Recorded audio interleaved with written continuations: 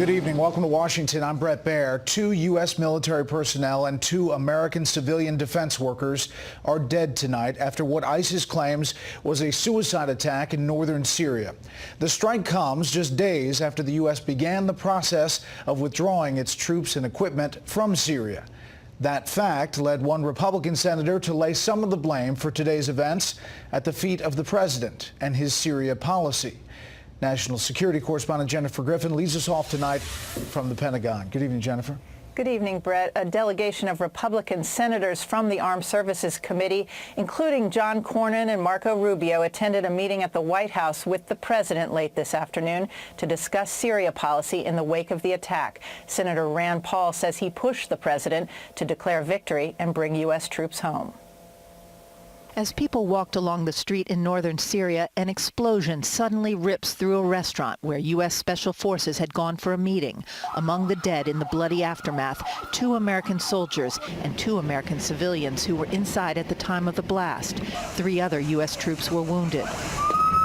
Just hours after ISIS claimed responsibility for the attack, Vice President Mike Pence spoke at the State Department praising the president's decision to withdraw. Thanks to the leadership of this commander-in-chief and the courage and sacrifice of our armed forces, we're now actually able to begin to hand off the fight against ISIS in Syria to our coalition partners, and we are bringing our troops home. The caliphate has crumbled and ISIS has been defeated. The attack took place in the city of Manbij, which U.S.-backed Kurdish forces captured from ISIS in 2016. Turkey's president has objected to Kurds holding the city and has asked both the Kurds and U.S. forces to leave, prompting President Trump to call for a pullout of all 2,000 U.S. troops from Syria. Pentagon officials worried that U.S. troops would be a target following the president's surprise announcement in December. The decision led to the resignation of Defense Secretary Jim Mattis. President Trump had said repeatedly he would not telegraph his military moves. I've said it many times how counterproductive it is for the United States to announce in advance the dates we intend to begin or end military options. But a Republican ally in the Senate fears that's exactly what the president's talk of withdrawing did. My concern by the statements made by President Trump is it should set in motion enthusiasm by the enemy we're fighting. I saw this in Iraq, and I'm now seeing it in Syria. And in his first test as acting Defense Secretary, Patrick Shanahan issued his condolences, but would not say how the attack would impact the withdrawal. Allow me to extend on behalf of the Department of Defense our thoughts and prayers to the families and team members of those killed and wounded during today's attack. A senior foreign diplomat tells Fox this attack is a direct result of the announcement that the U.S. is pulling out of Syria. U.S. allies are very concerned about the 800 ISIS fighters being held in a Kurdish prison. If they are released, they could flood Western capitals and launch attacks. Brett? Number of foreign fighters there. Jennifer Griffin live to Pentagon. Jennifer, thank you. For the second day in a row, President Trump invited rank-and-file Democrats to the White House to talk about the shutdown and ways to resolve it. Today, some of them actually showed up. And today, House Speaker Nancy Pelosi insisted that because of the security challenges during this partial shutdown, the president should postpone or cancel his State of the Union address. Chief White House correspondent John Roberts tells us how that went over. Good evening, John. As you can imagine, Brett, probably not well. Speaker Nancy Pelosi's office tells Fox News it was on the recommendation of a single furloughed DHS employee that Speaker Pelosi asked the president today to pull the plug on the State of the Union address. But Republicans in Congress say this is more about politics than it is protection. In a remarkable move, House Speaker Nancy Pelosi today sent a letter to President Trump asking him to postpone this month's State of the Union address or deliver it in writing. Pelosi said no State of the Union has ever been given during a government shutdown, but she pegged her request to security concerns. That's a security decision which is completely out of my hands. This is a housekeeping matter in the Congress of the United States so that we can honor the responsibility of the invitation we extended to the president. You can make it from the Oval Office if you want. In her letter, Pelosi pointed out the Secret Service is in charge of security and that, quote, the U.S. Secret Service and Department of Homeland Security have not been funded for 26 days now, with critical departments hamstrung by furloughs. Hold on, said the Homeland Security Secretary today. Kirstjen Nielsen tweeting, the Department of Homeland Security and the U.S. Secret Service are fully prepared to support and secure the State of the Union. A Secret Service official tells Fox News no one from Pelosi's office contacted them to ask about it, and that the Secret Service has been preparing for the event for months, saying this is a no-fail mission. New York Democratic Congressman Eliot Engel seemed to suggest it was more about sending President Trump a message than security. I don't think that we can go along with business as usual. So I think there has to be something done to show the frustration of the Congress. With all of this swirling, President Trump tried an end run around Pelosi today, inviting to the White House members of the Bipartisan Problem Solvers Caucus to talk about border security. Democratic members say they came to listen, but preemptively put out a statement saying the priority is to reopen government. Discussions about border security can come later. There is bipartisan support right now for opening this government back up as quickly as possible and then having a sensible and substantive discussion about how we can preserve our national security and, as I said just before, uphold our values in the process. Republican Senator Lindsey Graham had another idea. Instead of trying to pick off House Democrats, the president should talk to the Senate. The Nancy Pelosi $1 for the wall doesn't play well in the Senate. Trump's we're not going to talk until you come give me a deal is not playing well. So the breakthrough to me would be to have a group of senators, Republicans and Democrats, talking to the president about a pathway forward. Senator Lindsey Graham, together with Delaware Senator Chris Coons, the Democrat, have written a letter to President Trump urging him to support a stopgap spending bill to allow government to reopen, which would then allow negotiations on border security to go forward. But Senators Graham and Coons do not yet have the support in the Senate to send that bill to the president, and the president has already rejected that idea. Brett? John Roberts on the North Lawn. John, thanks. Let's talk about the shutdown and the Democratic Party perspective. House Majority Leader Steny Hoyer joins us tonight. Mr. Leader, thanks for being here. Hi, Brett. Thanks a lot. Good to be with you. First of all, is the State of the Union officially off? No, I don't think it's officially off. I had not seen the Speaker's letter, which suggests there's a real security problem unless we've opened up the government. And we haven't gotten a reply from the President and his thoughts, so it's not officially off now. So the Homeland Security Secretary tweeted out, the Department of Homeland Security and the U.S. Secret Service are fully prepared to support and secure the State of the Union. We thank the service for their mission focus and dedication and for all they do each day and secure our homeland. They suggest there's not an issue here. Well, I've heard that, and we'll see what the President has to say. But obviously, the Speaker is absolutely correct. This is a very high security event, as you well know. You have all the Supreme Court, you have all the Cabinet, you have the Vice President and the President, the Speaker of the House, and the Majority Leader and Minority Leaders of the United States Senate. So it's a very high security issue. But the other thing, from my perspective, Brett, is we ought not to be doing business as usual with a government shutdown that has 800,000 of its people not getting paid, including every one of the Secret Service agents that would be assigned. Now, it's tough to believe that they're on as high a security alert when they're concerned about whether they're going to get a paycheck and be able to pay their mortgage. So from that standpoint, I think the Speaker's point was well taken, and our position has been we ought to open up this government and then proceed with the business of government while it's operating, not while it's shut down. Understanding your position, that you think that the President should open up the government now, that you're passing bills to do that, what about the people who turn to you and Speaker Pelosi and say, put something on the table, compromise with something so that the ball is moved down the field? Well, we're prepared to do that. And very frankly, Brett, we have supported a lot of resources and expansion of the border security personnel, border security technology, all sorts of things that have been designed to make the border more secure. And we're prepared to do so, and we said that down at the White House. Unfortunately, the focus has been on one issue, and that's made it very, very difficult to discuss alternatives, ways of securing the border. We don't think the wall works. As you know, an awful lot of Republicans don't think the wall will work as well.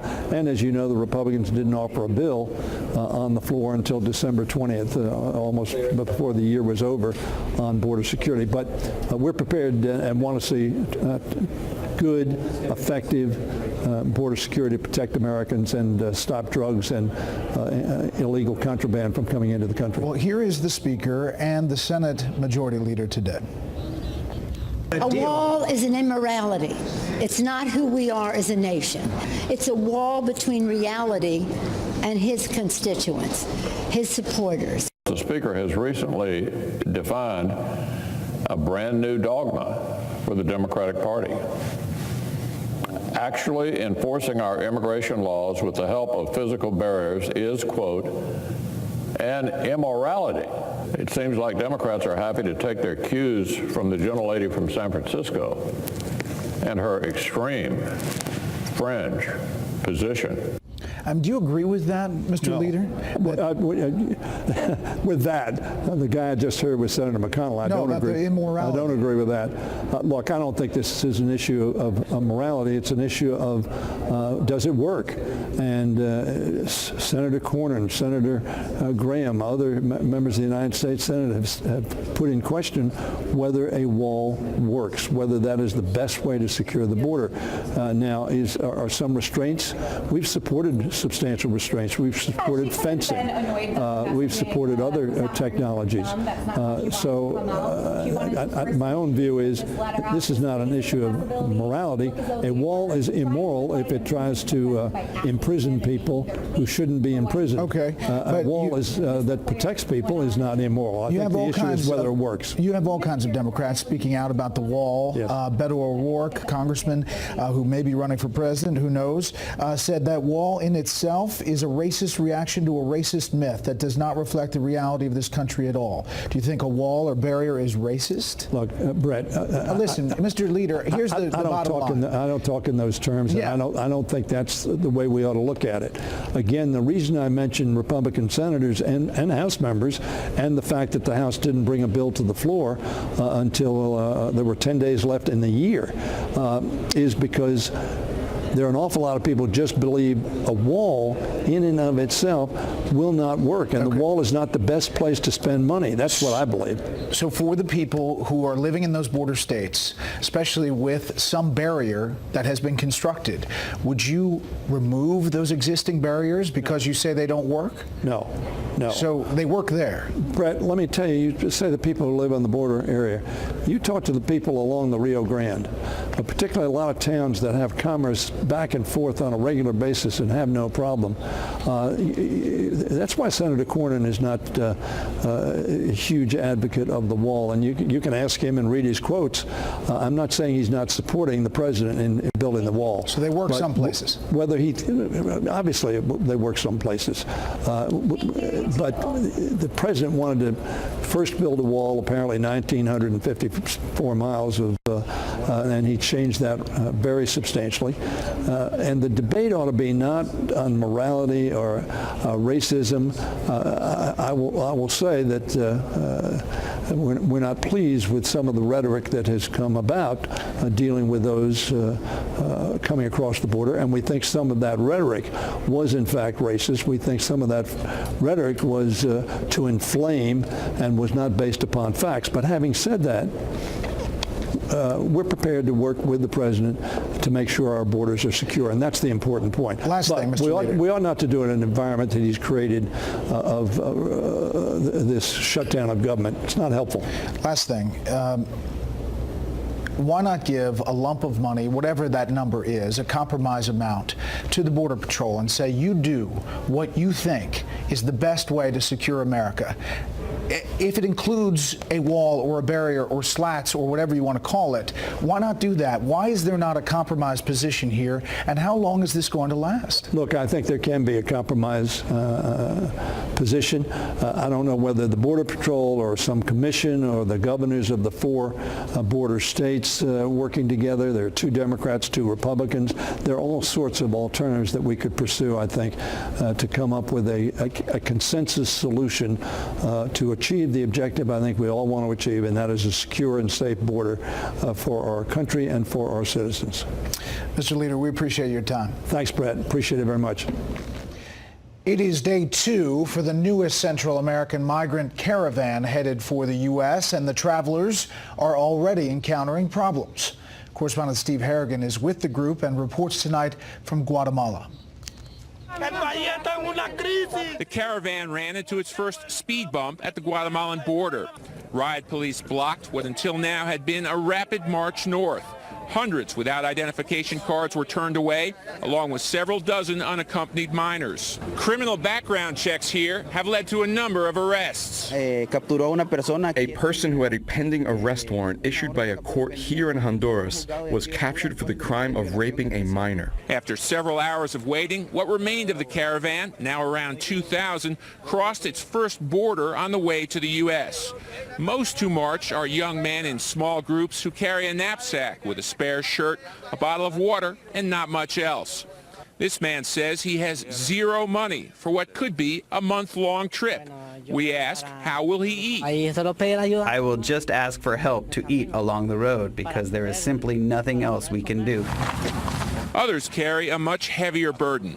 This woman says she is walking to the U.S. with 4 children, youngest age 2, alone. If we can make it there, that's where we will go. Otherwise, wherever we find work, that's where we'll stay.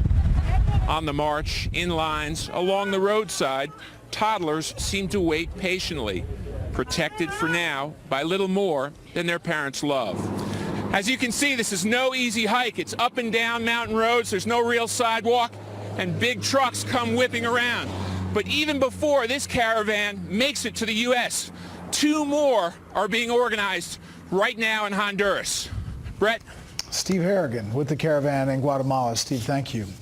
Up next, will British Prime Minister Theresa May survive a no-confidence vote? We'll have an answer coming up. First, here's what some of our Fox affiliates around the country are covering tonight. Fox 11 in Los Angeles with day 3 of the teachers' strike there. The head of the union says there will be information later today about when teachers will return to the bargaining table. They're pressing for higher pay and smaller class sizes. Fox 5 in New York as Governor Andrew Cuomo proposes legalizing recreational marijuana in New York. The measure would permit personal use as well as retail sales of the drug. The governor says marijuana taxes would raise an estimated $300 million a year. And this is a live look at Miami from our affiliate, WSVN. One of the big stories there tonight, officials in Key West are taking the initial steps toward ending the sale of sunscreens containing 2 ingredients that could be harmful to coral reefs. A similar law has been passed in Hawaii and takes effect in 2021. That's tonight's live look outside the Beltway from Special Report. We'll be right back.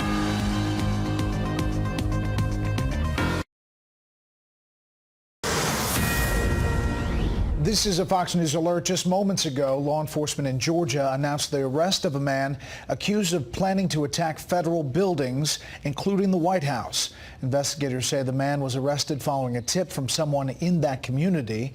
They say they had been watching him for a year. As we get more details, we'll bring him to you here. Meantime, overseas, British Prime Minister Theresa May's government has survived a no-confidence vote in Parliament. But she still has plenty of problems following yesterday's massive rejection of her plan for specifics on leaving the European Union, or Brexit. Senior Foreign Affairs correspondent Greg Palcott has the latest tonight from London. Another political nail-biter in London. Conservative UK Prime Minister Theresa May narrowly surviving a no-confidence vote pressed by the opposition Labour Party. 325 members of Parliament supported her, 306 against. This after a plan for Britain to exit the European Union, or Brexit, got badly beaten yesterday. The House has put its confidence in this government. I stand ready to work any member of this House to deliver on Brexit and ensure that this House retains the confidence of the British people. May then met with Parliament leaders trying to come up with a new plan for Brexit, which needs to be ready by next Monday.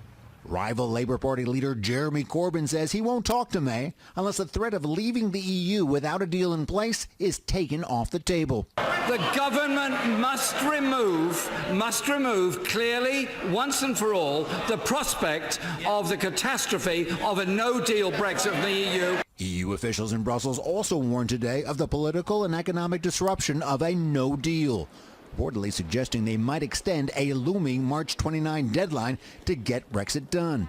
One official even saying they'd take the UK back if it manages to stage what could be a second controversial referendum on the European Union. I think a second referendum is now more on the cards, but I don't think it's inevitable because we still have other options that are going to have to be knocked off the table. Considering the huge challenges facing Theresa May with big ramifications not just for Britain but for its allies like the U.S., today's show of confidence might be a mixed bag for the UK Prime Minister. Brett. Greg Palcott in London. Greg, thanks. Stocks were up here in the U.S. today. The Dow gained 142. The S&P 500 finished ahead 6. The Nasdaq climbed 11. Moments ago, the House sent a motion to censure Iowa Republican Congressman Steve King over comments many considered racist, including his colleagues, to the Ethics Committee. This action essentially kills that motion of censure. King rejects being labeled a white supremacist, and in just the last hour, a confident King told Fox News he stands by his story on those comments. Do you think they all got it wrong about the comments that you made? You know that to be fact, so does the record.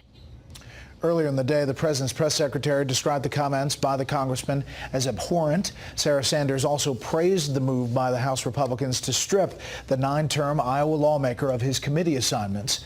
Yesterday, the House approved a Democrat measure rebuking King. Up next, we'll look at how the partial government shutdown and higher than usual sick-out rates for TSA screeners are affecting air travelers around the country. First, beyond our borders tonight, authorities in Kenya say the terrorists who attacked a luxury hotel and killed 14 people are dead. Officials are not saying how many terrorists were involved in that attack. At least one of the victims was American. They say more than 700 people were evacuated during the security operation. The terror group Al-Shabaab has claimed responsibility. Pope Francis is insisting bishops attending his high-stakes sex abuse prevention summit will learn the laws to use against predators and how to care for victims. The Vatican says the goal of the late February meeting is to guarantee bishops around the world understand what they need to do, quote, to prevent and combat the worldwide problem of sexual abuse of minors. Turkish prosecutors are seeking an international arrest warrant against New York Knicks basketball player Enes Kanter. They accuse him of membership in a terrorist organization. Kanter is Turkish and an outspoken critic of President Erdogan. He denies any terrorist affiliation. Kanter did not travel with the Knicks for their game tomorrow in London, saying he feared assassination. Just some of the other stories beyond our borders tonight. We'll be right back.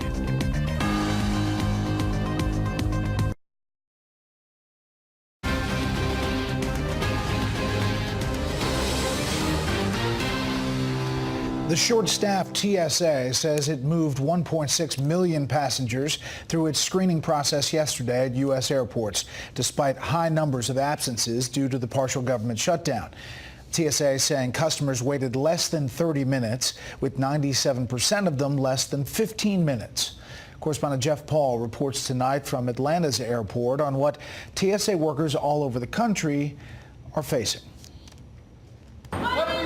Protests in North Texas at DFW International Airport as the partial government shutdown enters its 4th week.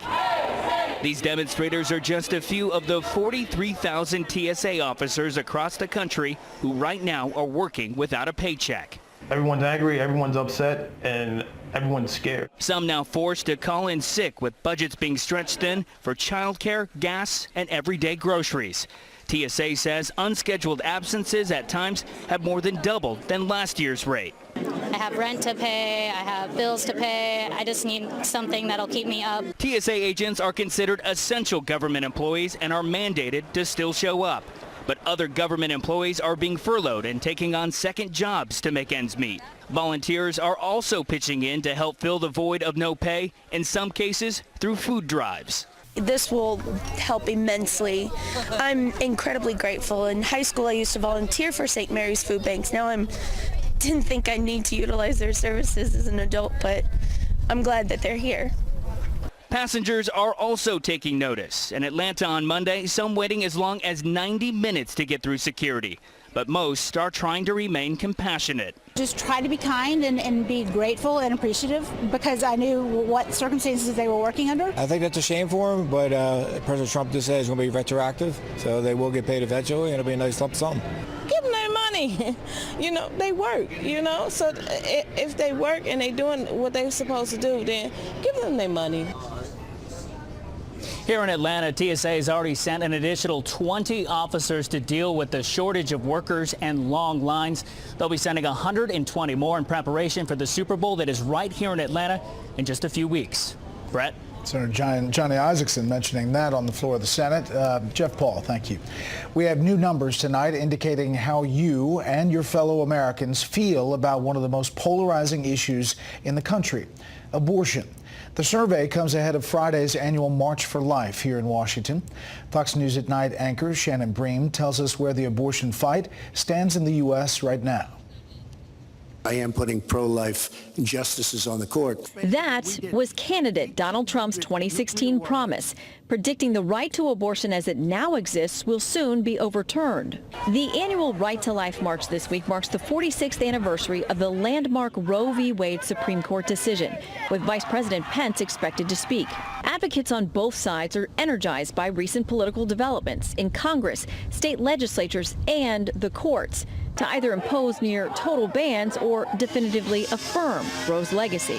Have made tremendous progress across the board for women's education, for women's health, and for women's economic status. There's no reason to roll that progress back. The new Democratic majority in the House has already offered legislation to repeal the current federal ban on abortion funding with tax dollars. We actually have a pro-choice majority in the U.S. House of Representatives. But a new Marist Knights of Columbus poll finds 2/3 surveyed think the Supreme Court should either allow states to enact restrictions or it should allow states to ban the procedure altogether. Conservatives are putting their resources into state laws designed to continue chipping away at access to the procedure, including so-called heartbeat bills to ban abortions when a fetal heartbeat is detected.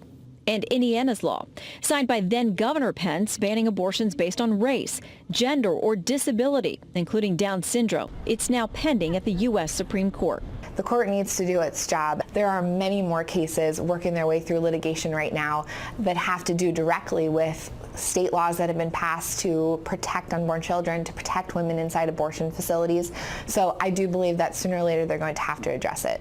Earlier this week, a federal judge issued a nationwide injunction against Trump administration regulations aimed at giving many for-profit corporations with religious or moral objections to certain methods of contraception an out.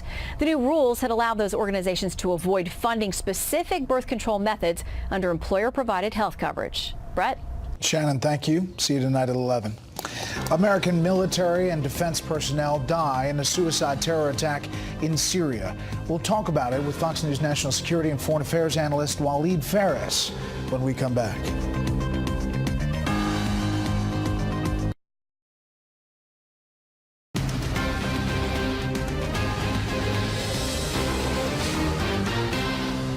We have won against ISIS. We've beaten them, and we've beaten them badly. The caliphate has crumbled and ISIS has been defeated. I would hope the president would look long and hard of where he's headed in Syria. Attack today in Syria, northern Syria, the town of Manbij. 4 Americans killed, 2 service members and 2 civilian contractors, 2 civilians. and a lot of talk about Syria policy in the wake of this. Meeting with senators at the White House, one of them, Rand Paul, who released this statement from the White House after his meeting. "I've never been prouder of President Donald Trump. In today's meeting, he stood up for a strong America and steadfastly opposed foreign wars. Putting America first means declaring victory in Afghanistan and Syria. President Trump is delivering on his promises." Let's discuss all of this tonight with Waleed Faris, Fox News national security and foreign affairs analyst. Waleed, thanks for being here. Thank you for having me. You heard Senator Graham today, saying that because of the announcement of the withdrawal of troops, that was an enthusiasm, a spark, he thought, for our enemies, as we saw in Iraq after President Obama. Do you buy that?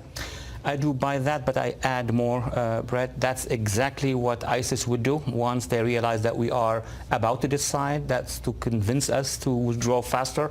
But that's also, there's a game between Turkey and the Kurds, and that's where the real game is. Turkey has a security plan that they want to apply moving inside Kurdish areas.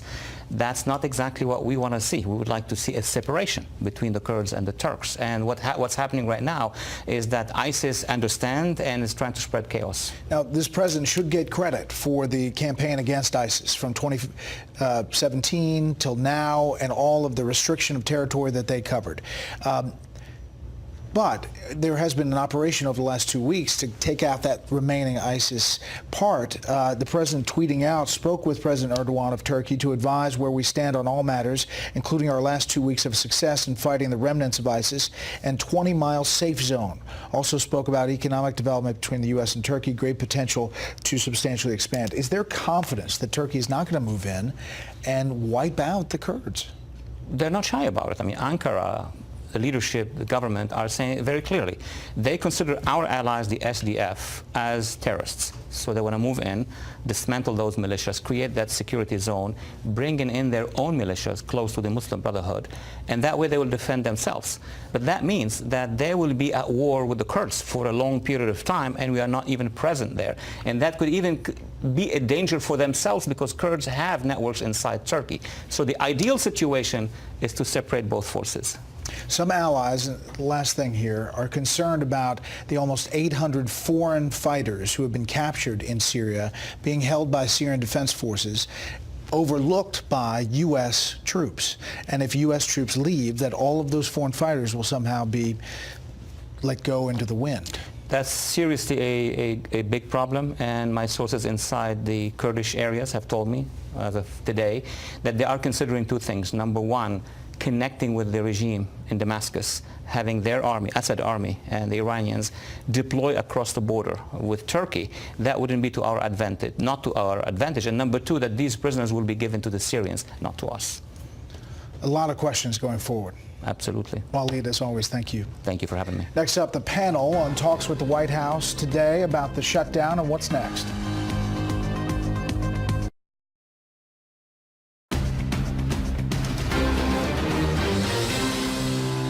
The latest. Nancy Pelosi wants to cancel the State of the Union. This requires hundreds of people working on the logistics and the security of it. Most of those people are either furloughed or victims of the shutdown. And wants to give the president $1 for the wall. $1. Talk about taking border security seriously. What she suggests is a real security problem unless we've opened up the government. And we haven't gotten a reply from the president, his thoughts, so it's not officially off. Not officially off. State of the Union scheduled for Tuesday the 29th. We'll see. No response from the White House as of yet. That's where we'll begin this panel on the partial government shutdown. Jonah Goldberg, senior editor at National Review. Molly Hemingway, senior editor at The Federalist. And Charles Lane, opinion writer for The Washington Post. Can't you be senior editor? I mean, it'd be so much easier. Yeah. Listen, Steny Hoyer in this interview suggested that, yes, there is a compromise possible. Yes, we can get something on the table. Yes, it's possible. But then spent a lot of time talking about how walls don't work and kind of talked himself in circles a bit. Well, look, the Democrats are loving this. This is pure energy for the base. And by the way, all the energy in American politics right now to my mind, is on the left. They're riding high after November. They feel they've got Trump on the run. This is a pure base-pleasing exercise for the time being. And the polls tend to show, as is often the case, the Republicans are getting blamed for the shutdown. Democrats seem to be paying no price with the broader public. And frankly, I don't think there is a broader public anymore. We've got a conservative base, we've got a liberal base, and they just don't talk. And so I don't see the incentive she has to compromise unless and until this thing goes so critical that both sides realize, okay, it's even more in our interest to cut a deal than to let this mess continue. What did you take away, Molly, from all this today?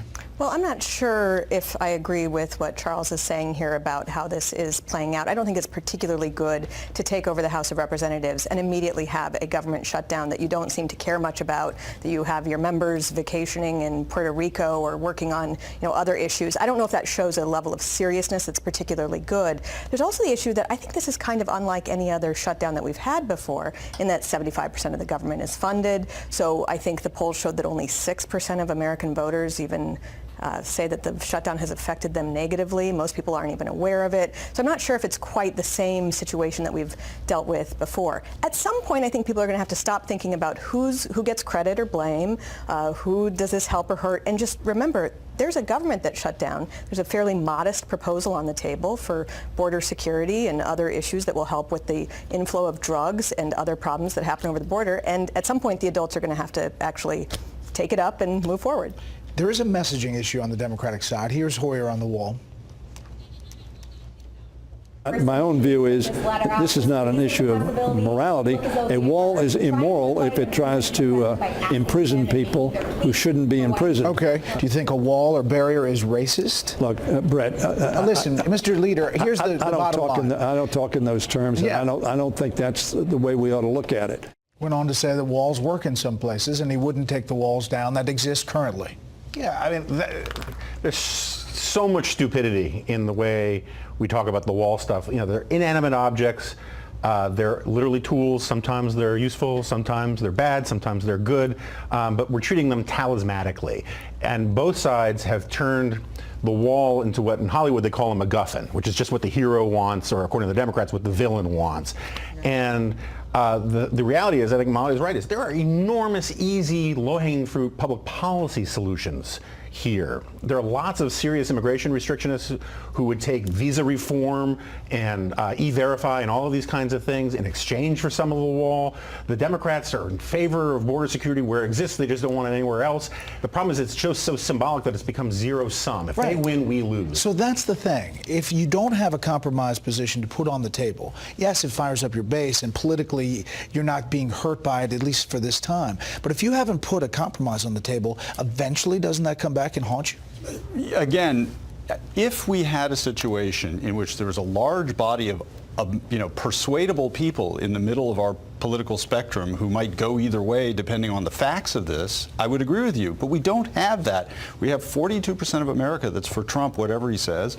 And then over here you got, I don't know, whatever it is, 54% who disapproves of him. We have 800,000 workers who are not getting a paycheck, and they're like, hey, listen, I don't care what happens. And give me a compromise. And we have a majority of Americans who care about border security. I get it, guys, but I'm trying to tell you what's going on here politically. This is just a pure partisan squabble. The Democrats, I think, are not losing it politically and have no incentive to get out of it. Trump, for his part, is responding only to his base. This is purely about showing, I promised you a wall, I will fight to the death. He's the one who said, I think it was today, he said, this could go on for a lot longer, and I've got no problem with it. It's a bigger issue than that, though, too, in that you've had decades of people saying, we promise we're going to work on border security. We promise that if you allow this easing up of whatever restriction is happening with immigration, we'll get to the border security. We will care about borders. We will care about rule of law. And that never happens. And so at some point, Congress actually has to step up and do its constitutional duty of handling these issues. But first, they've got a 2020 presidential election they want to fight over. We're always one election away from solving the big things. Does the State of the Union happen? Personally, I really hope not. Just because it's an annual event you hate. I dislike the State of the Union. Trump can do it from the Oval Office. FDR did his 1944 State of the Union as a fireside chat from the White House. It was a tradition created by Woodrow Wilson to deliver it in person. Woodrow Wilson was the worst president of the 20th century. That was not his greatest crime, but we've turned this whole thing into pomp and circumstance as if the president is a king. I think Nancy Pelosi's explanation for why she doesn't want to do it, the security thing, buys into the idea that it's a ceremony for a king and it's lame and dumb. It's not a security concern. Congress is supreme. If she doesn't want him there, she should say, we don't want you, and own it. Does it happen or not? I think it might not happen because she's kind of taken this position where she can't really back down by saying, okay, it's fine, I invite you. The Constitution requires it, so it will happen one way or another. Whether it happens in person is still to be seen. Panel, thank you very much. When we come back, a very special homecoming.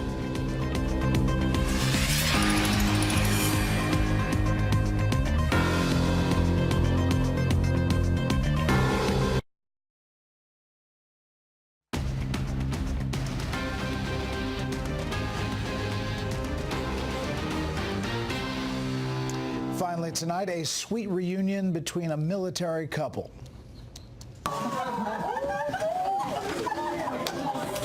Army Second Lieutenant Jamie Douglas served in Iraq for 8 months before she returned to Texas. Her mother drove her from Fort Hood to Fort Sam Houston so she could surprise her husband, Second Lieutenant Jordan Pruitt, while he was receiving medical training. The teacher said, what a way to end the class. Congratulations. We love those get-togethers. Thanks for inviting us into your home tonight. That's it for this special report. Fair, balanced, and unafraid. The story, hosted by Martha McCallum up in New York, starts